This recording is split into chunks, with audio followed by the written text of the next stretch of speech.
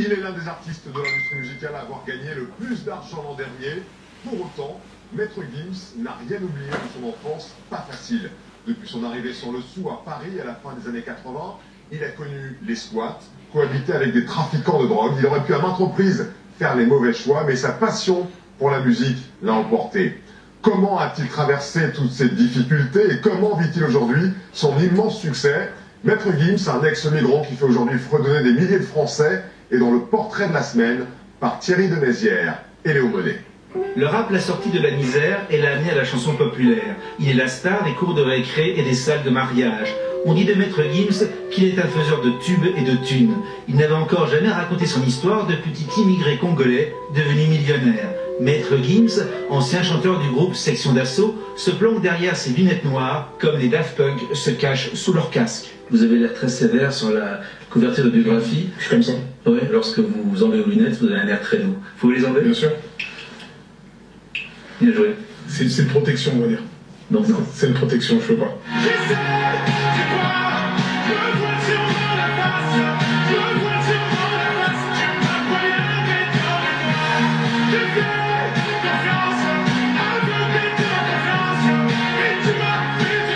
Donc vous avez 29 ans et vous avez déjà une longue histoire, celle d'un migrant. Votre père était chanteur, a dû fuir Mobutu, son régime, et partir avec sa famille. Oui, voilà un peu mon histoire. Donc j'arrive ici gamin. Vous êtes combien? On est 6 quand on arrive. J'ai 3 ans et Vos parents ne parlent pas le français. ne parlent pas le français. Donc on est placé en famille d'accueil, on apprend le français. Et vous allez vivre la vie de nombreux migrants, c'est-à-dire que vous allez vivre la vie des squats. Ouais. Et c'était un peu chacun pour sa peau, chacun gère ses enfants, sa famille. Donc c'était assez compliqué. J'étais scolarisé en même temps. Et on vit surtout dehors. Voilà. On vit surtout dehors. On vit surtout dehors parce qu'on ne peut pas vivre à l'intérieur, tout simplement. Des coupures de courant tout le temps. Donc on trouve des idées. T'as une rallonge, il y a une prise à l'extérieur, tu la branches et voilà. Et vous allez vivre d'expulsion en expulsion, Ouais. et changer de squat sans arrêt. Sans arrêt. Il m'est arrivé de revenir à 16h30 de l'école et retrouver pratiquement la maison déjà avec les briques, quoi, pour sceller l'appartement. Il y a du passage, des trafiquants, des dealers, des voleurs. Et moi, c'est-à-dire que je les vois, ces gens-là. Je les vois faire. C'est vos amis même. C'est des amis, c'est des tontons, on les appelle les tontons. Ou les frères. Voilà, ou les frères, les tontons. Et voilà, tu vois ce qu'ils font, ils gagnent de l'argent avec ça. Moi, j'aurais déjà demandé comment on fait, comment je peux faire, est-ce que vous pouvez m'apprendre? Bien sûr. Et vous savez aujourd'hui pourquoi vous n'êtes pas tombé du mauvais côté? Je pense que déjà, moi, j'en avais pas envie. J'ai eu l'occasion de vendre de la drogue, on m'a proposé, et j'en avais jamais eu envie. Je me suis jamais senti capable, en fait, de le faire. Et pendant toutes ces années de formation, il y a eu le rap. Il y a eu le rap. Ça a commencé à prendre de plus en plus de place. Vraiment. Qui vous sauvait de la misère, qui Il vous... ne sauvait pas de la misère, mais il se passait quelque chose de fort parce que je pense que ça m'a préservé, que ce soit par rapport à la drogue, les guerres qui auraient pu mal finir de quartier. Ça nous prenait tellement de temps, on était passionnés, on écrivait, on partait, on sillonnait la France en quête de musique, justement. C'est là que commence l'épopée, la grande histoire de la section d'assaut. Tu commences à réaliser, en fait, que tu deviens gros. Et d'un seul coup, avec Bella, vous êtes entré non pas dans le milieu du rap, mais dans l'histoire des Français. Des enfants dans les cours de récréation et même des parents. Ouais.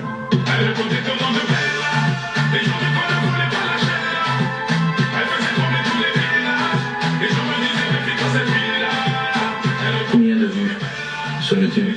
Je pense qu'on est 200 millions. C'est la première vidéo française à atteindre les 100 millions. Et là, on est à 200 millions. Donc évidemment, ça grince du côté des rappeurs. Ça grince. Vous avez une jolie phrase, vous dites n'ai pas retourné ma veste, elle est réversible. Elle est réversible. C'est la meilleure façon de répondre parce que les gens sont fermés dans le rap. Les rappeurs sont trop fermés. C'est des conservateurs et c'est des gens qui n'aiment pas le changement. Le rap évolue. Le rap n'est plus ce qu'il était il y a 20 ans. En tout cas, le petit gamin du squat devient un grand chanteur populaire qui vend beaucoup d'albums et qui gagne beaucoup d'argent. C'est un luxe en même temps de pouvoir connaître les deux extrêmes. Parce que c'est quand tu n'as pas une chose que tu as la valeur de cette chose-là. Et il faut dire que 27 ans, les dernières, vous avez, disent les chiffres, gagné plus de 3 millions d'euros. Vous êtes le premier ou le second entre Mylène Farmer et Johnny Hallyday. Mylène Farmer en numéro 1. Ouais, apparemment, et moi deuxième et Johnny Hallyday troisième. Après ça, vous imaginez, hein, j'ai eu des appels de la famille, de tout le monde.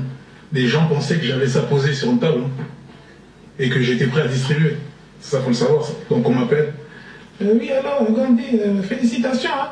Tu es devant Johnny Hallyday, donc j'aurais besoin de 2000 euros pour... C'était que ça.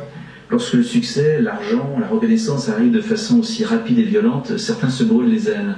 Oui. Est-ce que vous avez eu peur de vous brûler les ailes? Bien sûr. Quand tu as de l'argent d'un coup, déjà tu ne réalises pas. Quand tu vois les chiffres sur ton compte, tu ne réalises pas. En fait, tu te dis, mais c'est à moi.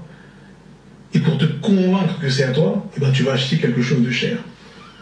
C'est le réflexe que j'ai eu. J'ai acheté une voiture, moi. Vous achetez des montres très chères. Ou des montres très chères, etc. Vous avez flambé. J'ai flambé.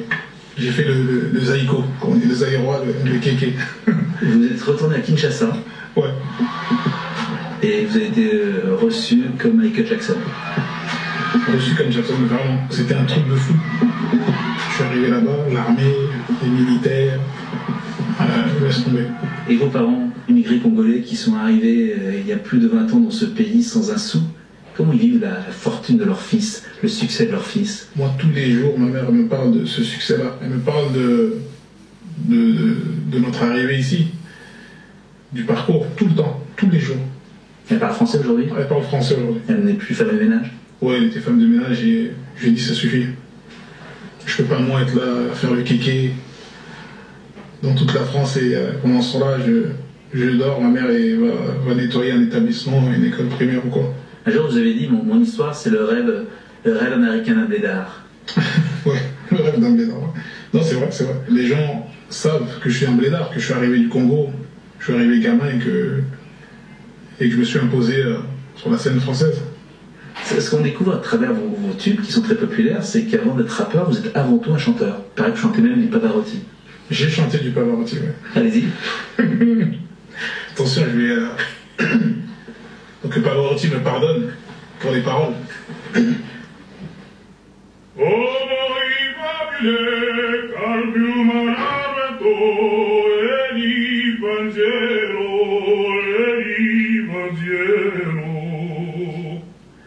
C'est-à-dire que là, vous avez l'impression d'entendre de l'italien.